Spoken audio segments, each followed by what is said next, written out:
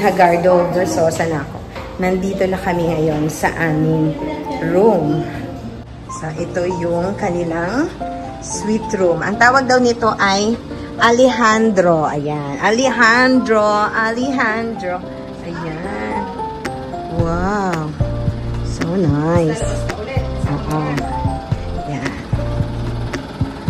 Ooh.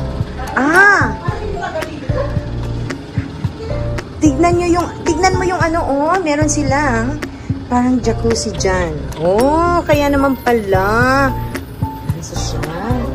Ayan. Kaya nga, hindi naman namin kailangan ng ganyan. Hindi naman kailangan ng ganyan. So, ito yung Alejandro Suite ng Pagadian Bay Plaza. Oh, nice naman pala. Ayan.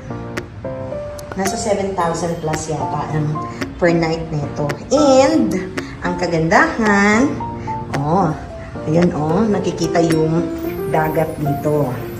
So, mamaya, magligo-ligo ako dyan. And look at that! Ayan, tanaw yung dagat. Ayan. Okay. Para makita nyo talaga na ito yung nandiyan dyan. O, ito yung, jacuzzi. Ayan.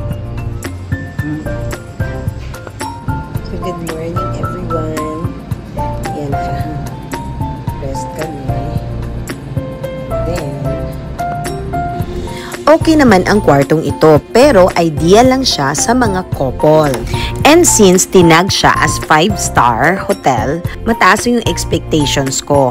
Kaya nung nag-request kami na ipaakyat yung aming breakfast, abay hindi daw pwede, or kung ipapaakyat talaga namin, kailangan naming magbayad. Minimal lang naman yung babayaran, pero medyo off ako doon. But overall, safe naman ang lugar at saka safe din ang aming mga gamit. At etong aking experience sa hotel na ito. Thank you for watching everyone!